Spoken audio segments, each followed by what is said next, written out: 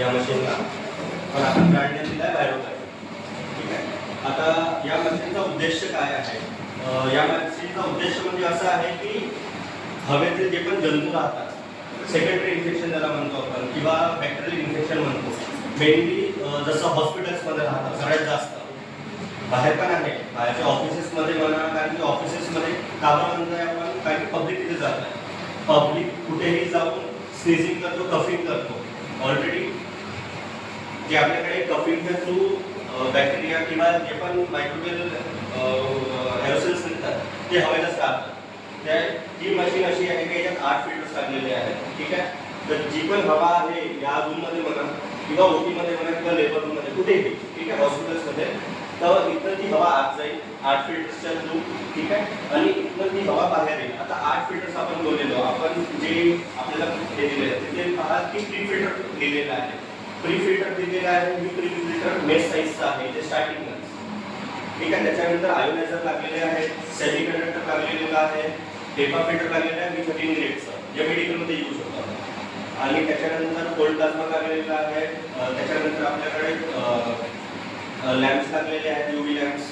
ठीक आहे. तर प्री फिल्टरचं काम हे आहे की जे पण आपले डस्ट पार्टिकल्स राहतात किंवा हेअर्स राहतात, डेंड्रिट्स राहतात, ते त्याला सगळ्यात पहिले मेसमध्ये त्याला थांबवून देतो. म्हणजे ते आणि एक स्टेप बाय स्टेप ती हवा आत जाते. जसं आता आयोनायझर झालं, आयोनायझरचं काम आहे ते निगेटिव्ह आयन्स ते सप्लाय करतं एअरमध्ये. जे पण पॉझिटिव्ह बॅक्टेरियल इन्फेक्शन्स आहेत त्याला ते अट्रॅक्ट करतं, अट्रॅक्ट करून ते त्याला किल करतं. सेम सेमी कंडक्टरचं काम आहे. सेमी कंडक्टर कंपनीचं पेटेंटेड केलेलं आहे, म्हणजे आपल्याकडे आहे त्याची कॉपी पण ते दाखवतो तुम्हाला. तर त्याचं काम काय आहे, तो एक मॅग्नेटिक झोन तयार करतो, पोलराइज झोन तयार करतो. त्याचे जे स्पाइक्स केलेले आहेत ते मेश साईज स्पाइक्स आहेत. तर त्याच्यावर जे पण बॅक्टेरियल लोड आहे ते जाऊन तिथे कॅप्चर होतं आणि ते रप्चर होतं. बाकी जे एअर स्टरलायझर आहे ते काय म्हणतात की आम्ही एअर क्लीन करतो. या मशीनचं काम काय आहे की ते क्लीन पण करेल आणि जे पण बॅक्टेरियल सेकंडरी इन्फेक्शन जे पण असतील मायक्रोबियल ते त्याला क्लीन करतो. आणि त्याच्यानंतर आपल्याला जी पण स्टरलायझर आहे त्या 4 स्विचच्या थ्रू बाहेर आपल्याला भेटते.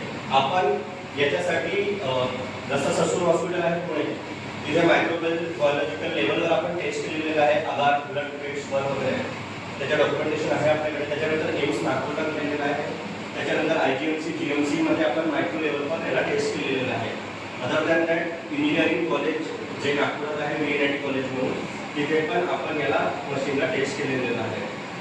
त्याच्यानंतर प्रत्येक जागी जसं फ्युमिगेशन राहतं, ओटीजमध्ये म्हणा किंवा लेबर रूममध्ये म्हणा, आम्हाला हे माहीत पडलं पुष्कळ ठिकाणी जसं लॅब राहतात त्यांच्या, तर ते फ्युमिगेशन जे डेली बेसिसवर करतात ओटीजमध्ये, तर त्यांचं फ्युमिगेशन लेवल आलं आहे 7 दिवसामधून 3 दिवसावर, 1 दिवसावर ते करणं स्टार्ट केलं त्यांनी.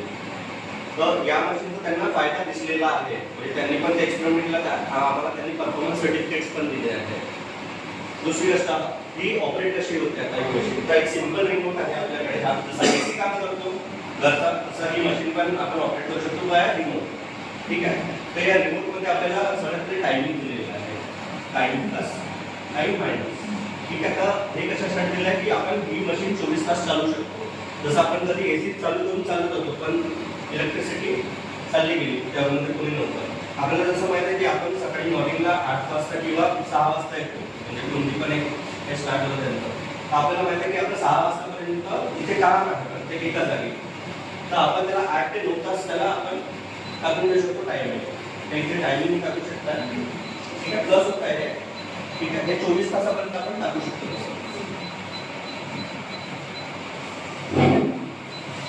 आता मी त्याला मायनस करून ठेवतो. याच याच्याने प्लस पण होईल, हां याच्याने प्लस होईल, याच्याने मायनस होईल.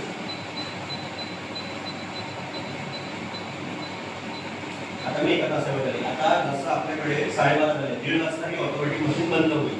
कोणाला जाऊन बटन बंद करायची गरज नाही, त्याचाच आपल्या ऑटोमॅटिक बंद होऊन जाणार. त्याच्यानंतर जसं मी सांगितलं की ओटीमध्ये आपल्याला आणि किंवा लेबर रूम किंवा आणखी मायनर ओटीज वगैरे आहेत तिथे कधी, किंवा ICU MS सुरू झालं आहे, NSU झालं आहे, तिथं पेशंट्स खूप राहतात.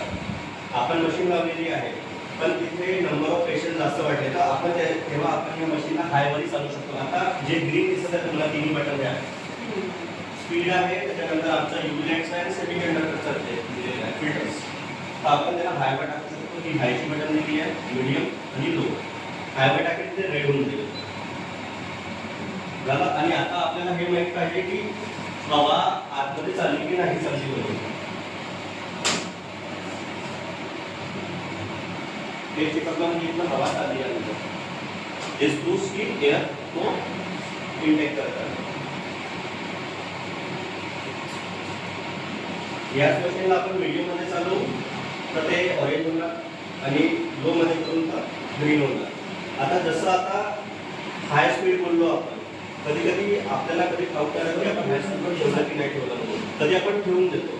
मी आता ठेवून दिलं आहे आणि पेशंट्स कमी झाले म्हणजे आयसीयूज नाही म्हणा किंवा एमआयसीयूज नाही, अदर हा रूम पण म्हणा. ठीक आहे, मेरा 2 तास 3 तास चालली तर ऑटोमॅटिकला माहीत पडेल की काही वेळाने की इथली एअर स्टरलाइज होत आहे.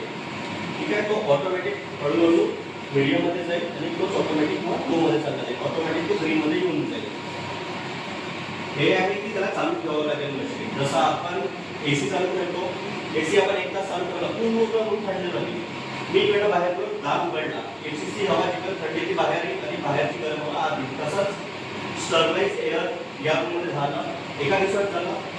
दुसऱ्या दिवशी आपण डोर ओपन केला तर काही 5-10% प्लस मायनस होईल, पण ती ऑटोमॅटिक विदिन आवर ती ऑटोमॅटिक पूर्ण स्टरलाइज पुन्हा होऊन जाईल. असं आहे की आपल्याला कधी कधी काय म्हणतात की बाबा आपण डोर ओपन केला का नाही, तेवढी त्याची एफिशियन्सी म्हणजे राहते, तो त्याला टॅकल करू शकतो एकदा स्टरलाइज झाल्यावर.